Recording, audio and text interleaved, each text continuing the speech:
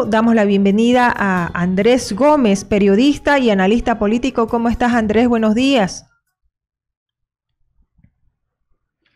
Adelante. ¿Cómo estás, Cecilia? Un gusto saludarte. Igualmente, gracias, Andrés.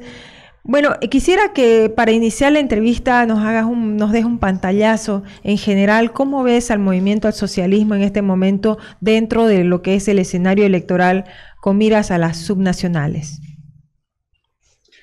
Mira, ayer hemos visto unas encuestas que han sido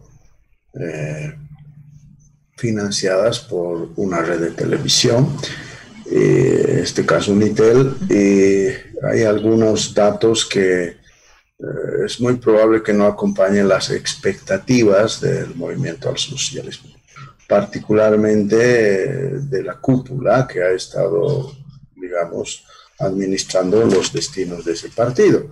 Primer elemento, por ejemplo, en el Alto hay una decisión muy interesante en la medida que aunque los candidatos tienen origen masista, pero hay dos corrientes ahí. Uno que es el levismo, representado por Maquera, que es el candidato del MAS a la alcaldía del Alto, y por el otro lado de Macopa, que tiene una amplia ventaja, un 66% de ventaja respecto a Maquera, que digamos significa la renovación dentro del movimiento al socialismo frente al levismo, que cultiva al menos la cultura política de la violencia. Eso por un lado. En el resto del país, por ejemplo, la división en Potosí, Cecilia, también el movimiento al socialismo se fraccionó, ha reducido seriamente sus posibilidades de ganar rápidamente en ese departamento, porque en la medida que digamos en este caso Pumari, que va de segundo, pueda hacer una campaña interesante, quizás pueda forzar la segunda vuelta en ese departamento, lo que antes no había pasado. En cambio, por ejemplo, en los lugares donde aparentemente el MAS podía ganar holgadamente, tiene problemas, aunque en algunas situaciones, en departamentos como en Chuquisaca, Cecilia, se repite lo que había sucedido el 2015.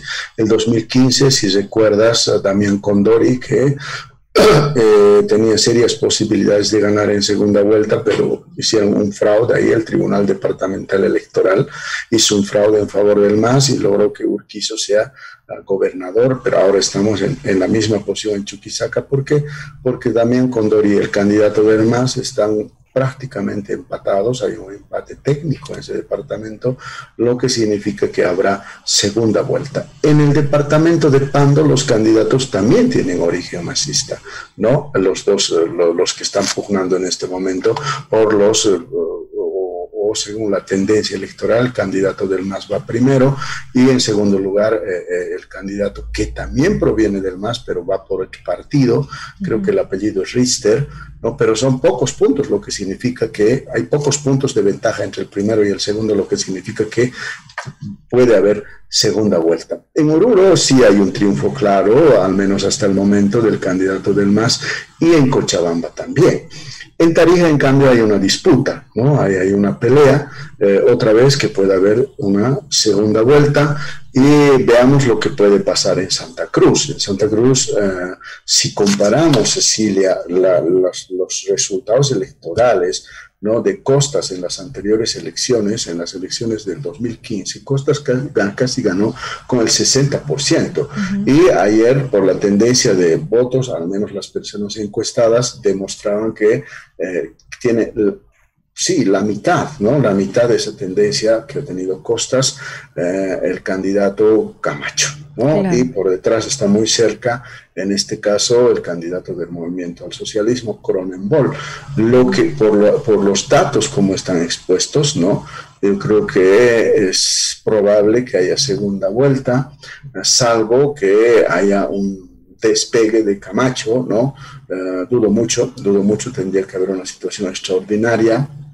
Además, si tomas en cuenta los indecisos, que son un 13%, ¿no?, puede inclinar la balanza, ya sea en favor de Cronenberg, cosa que no había sucedido en anteriores ocasiones, lo que puede generar, digamos, que o haya quizá una segunda vuelta muy disputada con un pronóstico pues difícil de prever. Claro, lo que dices, Andrés, es importante. Si bien el MAS se ubica entre los primeros lugares en varias regiones, pero ya no con esa fuerza arrolladora que anteriormente se mostraba.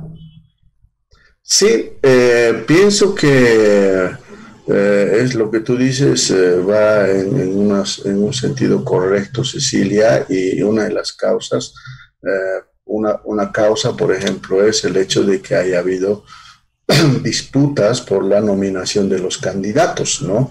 En este caso, un enfrentamiento incluso violento, entre lo que había elegido la base y lo que había elegido la cúpula, ¿no? Es decir, el famoso dedazo y la democracia asambleística.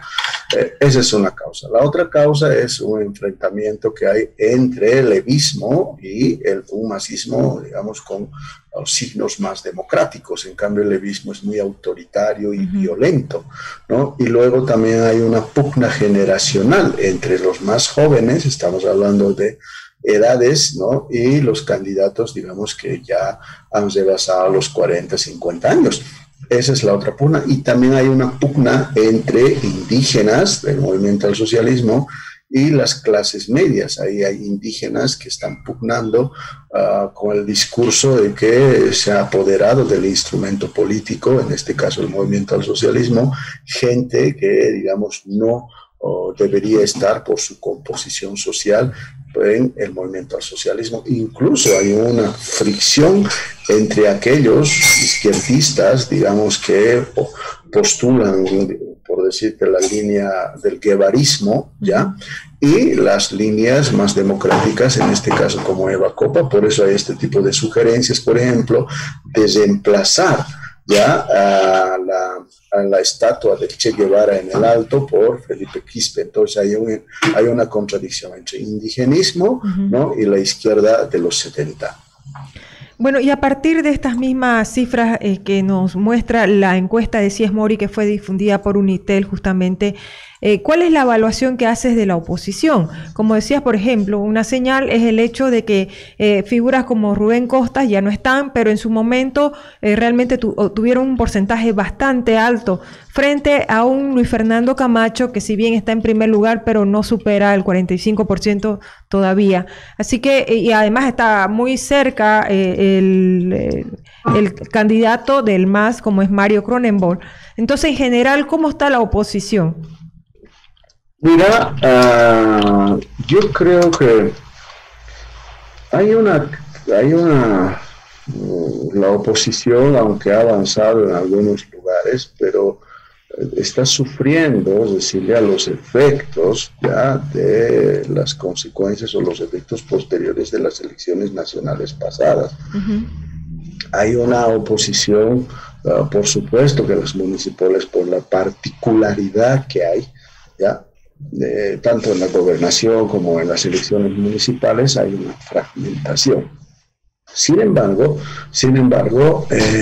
es muy probable que en estas elecciones aparezcan, ¿no?, unas figuras muy interesantes y que empiecen a irrumpir, digamos, en el proceso no solamente local, sino con mirada nacional. Veamos, por ejemplo, el departamento en este caso, el Beni. Ya, en el Beni, por ejemplo, en las elecciones de la gobernación, ya hay un tercer candidato que no representa a los dos grupos que han estado en pugna desde hace tiempo en el departamento del Beni. Me refiero al MAS, encabezado por Ferrier, y a la expresidenta Janine Áñez. Cualquiera podía haber pensado que la expresidenta, por ser más conocida y además la figura que ya no tiene solamente dimensión departamental sino dimensión nacional, iba a ir por delante, ¿no?, en la tendencia. Pero nos ha demostrado que la gente, al menos las personas que han sido consultadas en el departamento del Beni, se han cansado de esa pugna de esos dos grupos y están optando por uno nuevo. ¿Qué quiere decir esto? ¿Por qué tomó el Beni como una muestra? Porque en el resto del país también está esperando un candidato o un político que no tenga esas mañas, ¿no?, unas actitudes antidemocráticas del movimiento al socialismo, y del otro frente, que también hay una hay una actitud antidemocrática. Recuerdo, por ejemplo, cómo después de las elecciones, Cecilia, y tú también recordarás que había grupos no negacionistas que denunciaban fraudes sin ninguna prueba. Entonces hay gente que está empezando a cansarse de esas tendencias y están buscando una nueva opción. Pero eso yo creo que en estos 5 años pues madurará, ¿no? Y la sociedad dará algunos mensajes en estas elecciones municipales y departamentales. Uh-huh.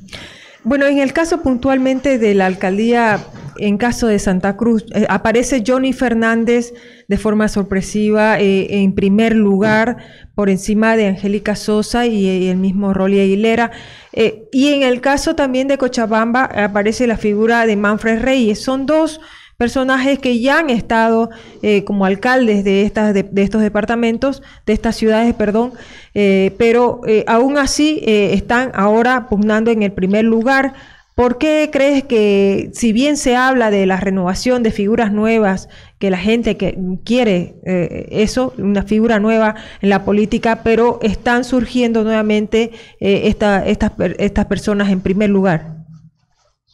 Mira, Cecilia, en el caso, por ejemplo, de Cochabamba, hay una causa. A ver, Leyes se presentó como una persona nueva, ¿no? Como una renovación en la política.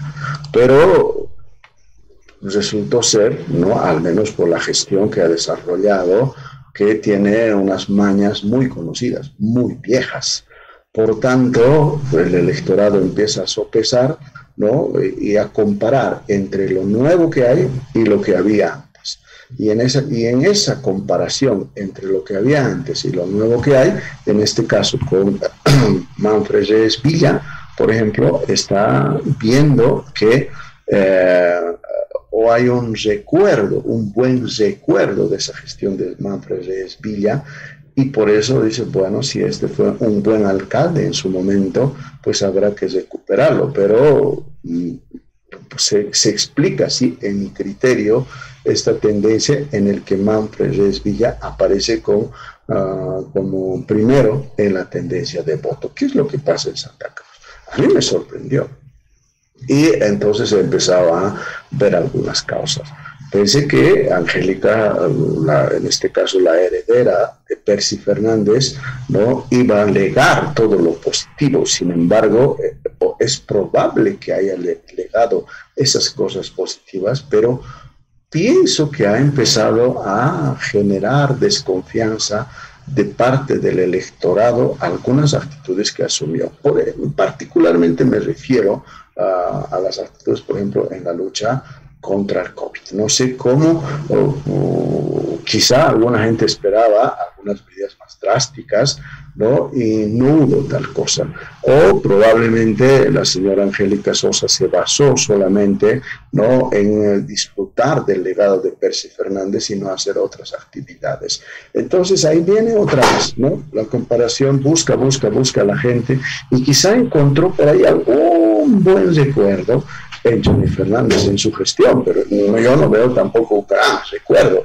O quizá finalmente sea una actitud de rebeldía de decir, bueno, estas personas que han estado aquí, Percy Fernández tanto tiempo, el resto de los candidatos no nos ofrecen mucho, Adriana Salvatierra no llena las expectativas del elector cruceño, y viene una práctica, ¿no?, que se llama en teoría política y en campañas electorales como una rebeldía frente a eso, es decir, un candidato de protesta.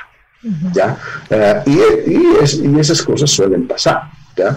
Pero está empezando la campaña, y no sé cuál será cómo van a encarar los otros candidatos para evitar, digamos, o para subir en la tendencia electoral. Ahora, el ejercicio del cargo como alcaldesa interina y a la vez ser candidata también puede tener alguna influencia negativa dentro de lo que son su ubicación dentro de las encuestas.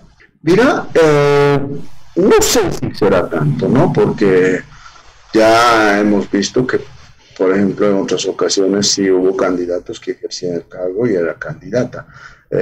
Lo que pasa es que el electorado, Cecilia, se deja guiar por mínimos detalles, ¿no?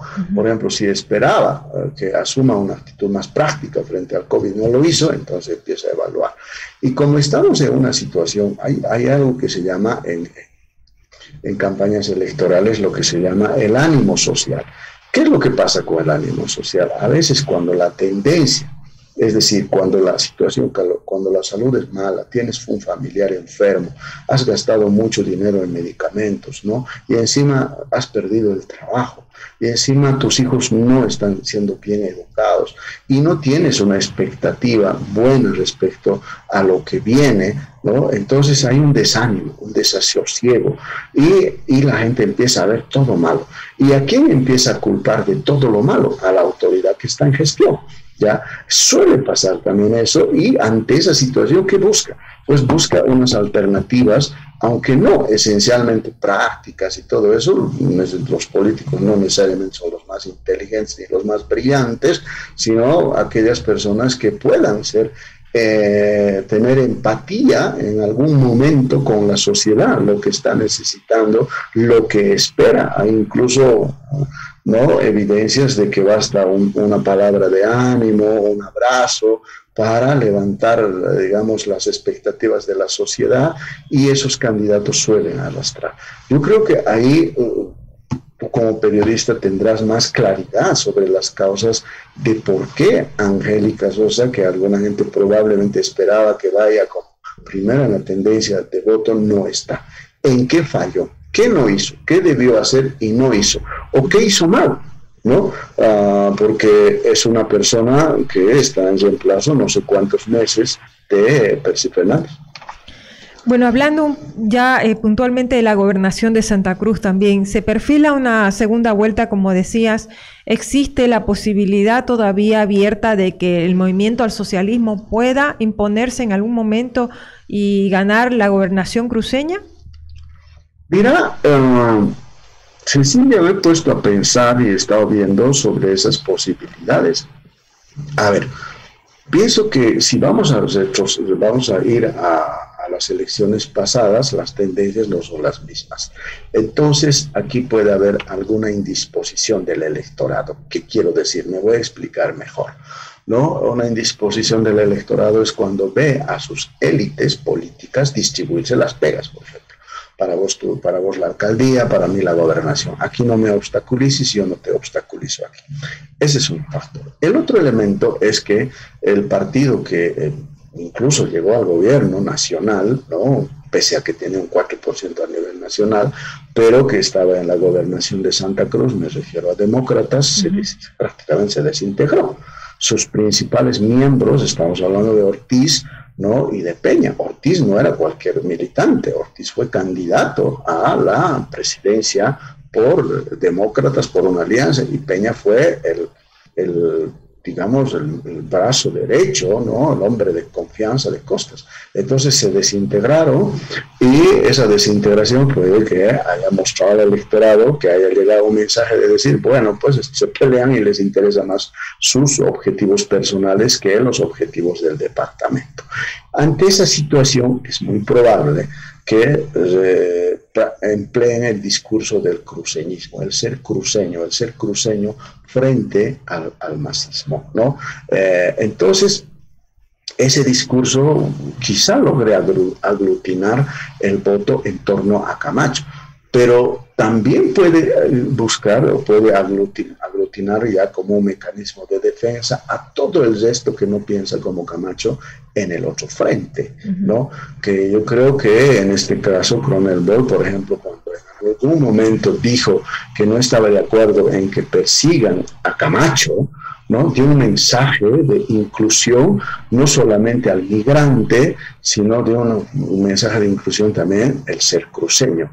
Entonces, ese cruce de discursos y de propuestas en la campaña pesará, pero así como está, salvo realmente que haya algo extraordinario y que uno de los dos empiece a despegar, así como está este momento, va a haber una segunda vuelta. Ahora, en la segunda vuelta, pues prima mucho, digamos, en un porcentaje mínimo las alianzas, vale decir, yo voy a aliarme con esta persona, pero que tiene tantos votos. Pero esos votos no van automáticamente al candidato, tienen otras causas y otros factores, ¿no? Entonces, ahí yo creo que, por ejemplo, Cronenberg tiene el desafío de apuntar al ser cruceño y al voto migrante masista, ¿no? Que está por ejemplo, que está en el norte paceño, que está en San Julián y en parte en Camiri y en otros lugares, y el voto indígena ya puede lograr, ¿no? Digamos, por primera vez que el MAS gobierne el departamento de Santa Cruz. Bueno, muchísimas gracias, Andrés Gómez, periodista y analista político. Muy amable por tu tiempo. Muchas gracias. Cecilia, te mando un abrazo y un saludo a Frecuencia Urbana, a la audiencia, y hasta otro momento. Hasta pronto, buenos días. Súmate a la radio de lunes a viernes de 9 a 11. Síguenos en nuestras redes sociales, Facebook, YouTube y Twitter. Publicite aquí. Contáctenos en el 780-84058.